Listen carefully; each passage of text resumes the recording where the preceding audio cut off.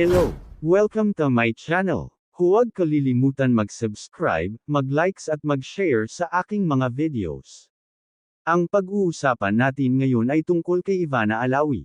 Ayon sa balita, itinanggi ni Albi Benitez ang illicit relationship niya kay Ivana Alawi.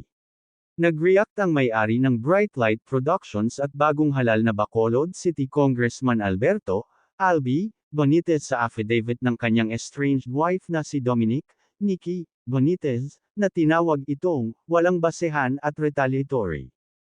Sa isang pahayag na inilabas ng legal counsel ni Benitez na si Peter Sanchez, itinanggi ni Albi ang mga akusasyon ni Nikki, kabilang ang umano'y illicit relationship nito sa sexing actress na si Ivana Alawi.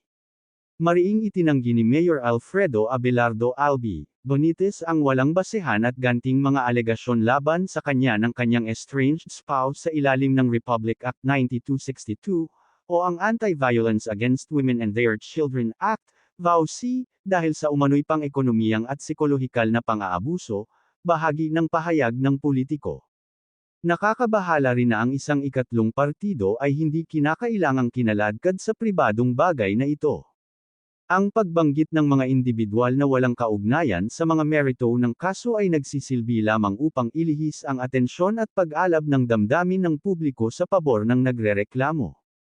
Ang Seksyon 44 ng RA Siyam na 262 ay tahasang nag-uutos sa pagiging confidential at pagdiscover ng lahat ng hindi natukoy na pagkakakilanlan na may kinalaman sa pag-aangkin at ditiyak na mga partido ay isang malinaw na paglabag sa probisyong ito. Ayon sa pahayag, ang kasong ito ay isinampas sa ilang sandali matapos na sinimulan ni Mayor Benitez ang mga paglilitis sa pagpapawalang bisa noong 2024, na nagdulot ng malubhang pagdududa tungkol sa mga motibo ng nagrereklamo. Ang bawat ari-arian na nakuha sa panahon ng kasal kabilang ang multi-milyong pisong tirahan sa Forbes Park at Dasmariñas Village ay ganap na binayaran ni Mayor Benitez gamit ang kanyang sariling mga mapagkukunan, ngunit pinamagatang sa pangalan ng nagrereklamo, Dominique Lopez Benitez, dagdag ng pahayag. Kasama rin dito ang mga high-value asset gaya ng condominium units, luxury vehicles, at malaking halaga ng publicly listed shares, na lahat ay pinondohan ni Mayor Benitez ngunit nakarehistro sa ilalim ng kanyang pangalan. Bukod sa mga ari-arian, iginiit ni Benitez na siya rin ang nagtusto sa marangyang pamumuhay ng kanyang estranged wife.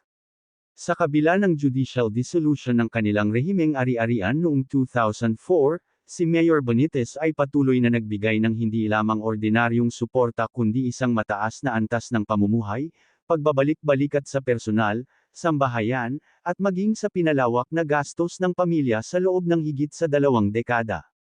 Ayon sa pahayag, may mga ebidensya ang public servant na magpapatunay sa kanyang inosente.